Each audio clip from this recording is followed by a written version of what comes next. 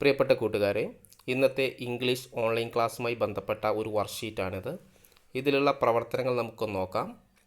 ഇതിലെ ഒന്നാമത്തെ പ്രവർത്തനം, let's make A paper fish. ഒരു പേപ്പർ ഫിഷ് ഉണ്ടാക്കാനുള്ള പ്രവർത്തനമാണ്. ചാർട്ട് പേപ്പർ ഉപയോഗിച്ചോ അതല്ലെങ്കിൽ മറ്റേതെങ്കിലും വർണ്ണ പേപ്പറുകൾ ഉപയോഗിച്ചോ ഒരു ഫിഷിനെ ഉണ്ടാക്കാനുള്ള പ്രവർത്തനമാണ്. ഇനി activity 2, let's sing and enjoy the poem. ഇവിടെ ഫിഷിനെ കുറിച്ചിട്ട് ഒരു പോയം തന്നിട്ടുണ്ട്. അത് പാടി ആസ്വദിക്കാനുള്ള ഒരു പ്രവർത്തനമാണ്. ഒന്ന് വായിച്ചു നോക്കാം. I have A fish, large fish, having 2 eyes pink in color.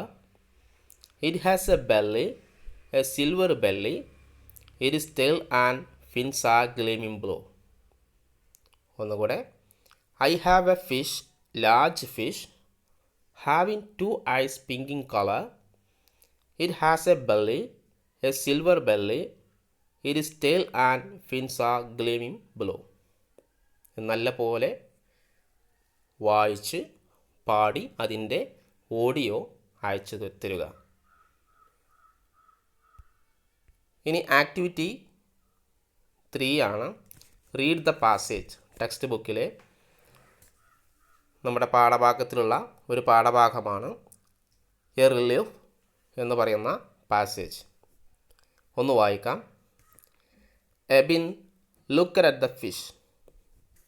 He had never seen such a large fish alive.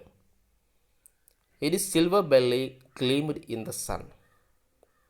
Its fins and tails were blue.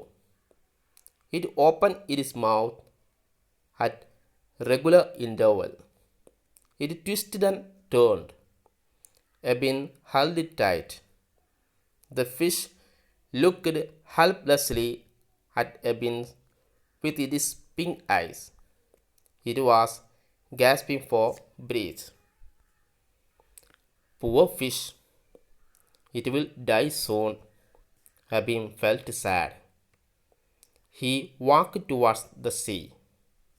A huge wave swept against Ebbin's feet. Suddenly, Ebbin let the fish into the sea. The fish happily glided through the waves. It went down into the deep blue sea and disappeared. നമുക്കൊന്നുകൂടി വായിച്ചു നോക്കാം. A relief. Relief എന്ന് പറഞ്ഞാൽ ആശ്വാസം എന്നാണ് അതിൻ്റെ അർത്ഥം. ഒരു ആശ്വാസം. ഒന്ന് വായിക്കാം. Ebin looked at the fish. Ebin ആ മത്സ്യത്തെ നോക്കി. He had never seen such a large fish alive. ഇത്രയും വലിയ ജീവനുള്ള ഫിഷിനെ അവൻ ഇതുവരെ കണ്ടിട്ടുണ്ടായിരുന്നില്ല. Its silver belly gleamed in the sun. അതിൻ്റെ സിൽവർ നിറത്തിലുള്ള ബെല്ലി, വയറ്, gleamed in the sun, സൂര്യപ്രകാശത്തിൽ തിളങ്ങി. Its fins and tails were blue. അതിൻ്റെ വാലും ചിറകുകളും നീല നിറത്തിലായിരുന്നു. It opened its mouth. അതതിൻ്റെ വായ തുറന്നു. At regular interval, ഇടയ്ക്കിടെ. It twisted and turned. അത് തെന്നി നീങ്ങി. Ebbin held it tight. Ebin അതിനെ മുറുക്കി പിടിച്ചു. The fish looked helplessly at Ebbin with its pink eyes. ആ മത്സ്യം എബിനെ ഇങ്ങനെ നോക്കിക്കൊണ്ടിരുന്നു. നിസ്സഹായകനായി ആ എബിനെ നോക്കിക്കൊണ്ടിരുന്നു. It was gasping for breath. അത് ശ്വാസമെടുക്കാൻ വേണ്ടി ശ്രമിക്കുന്നുണ്ടായിരുന്നു.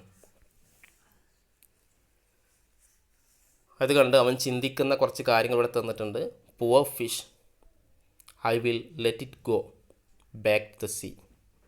ഇത് പാവപ്പെട്ടൊരു മീനാണ്. I will let it go back to the sea. ഇതിനെ ഞാൻ കടലിലേക്ക് തന്നെ തിരിച്ചു പോകാൻ അനുവദിക്കും. നോക്കാം. Poor fish, it will die soon. ഇത് പെട്ടെന്ന് ചത്തുപോകും. Abin felt sad. എബിന് സങ്കടം തോന്നി. He walk toward the sea. അവൻ കടലിലേക്ക് നടന്നു. A huge wave swept against Abin's feet. അവൻ്റെ കാലിലേക്ക് ഒരു വലിയ തിരമാല അടിച്ചു. സഡൻലി, പെട്ടെന്ന്, Ebin let the fish in the sea. Ebin ആ മത്സ്യത്തെ കടലിലേക്ക് വിട്ടു. The fish happily glided through the waves. ആ മത്സ്യം സന്തോഷത്തോടു കൂടി ആ തിരമാലയിലൂടെ ഗ്ലൈഡ് ചെയ്തു. It went down into the deep blue sea. അത് നീലക്കടലിലേക്ക്, ആഴക്കടലിലേക്ക് എന്ത് ചെയ്തു? പോയി. And disappeared. അങ്ങനെ ആ മത്സ്യം അപ്രത്യക്ഷമായി. ഈ പാഠഭാഗം 4-5 പ്രാവശ്യം വായിച്ചിട്ട് അതിൻ്റെ ഓഡിയോ അയച്ചു തരിക. ഇനി activity 4, write the thought of Abin. എബിൻ്റെ ചിന്തകൾ എഴുതാൻ വേണ്ടിയുള്ള ഒരു പ്രവർത്തനമാണ്. അത് ടെക്സ്റ്റ് ബുക്കിൽ തന്നെ തന്നിട്ടുണ്ട്. ഒന്ന് നോക്കാം. Poor fish, it will die soon. I will let it go back to the sea. It is gasping for breath. ഇത് നോട്ട് പുസ്തകത്തിലേക്ക് വൃത്തിയായിട്ട് എഴുതിയെടുക്കുക. ഓക്കെ.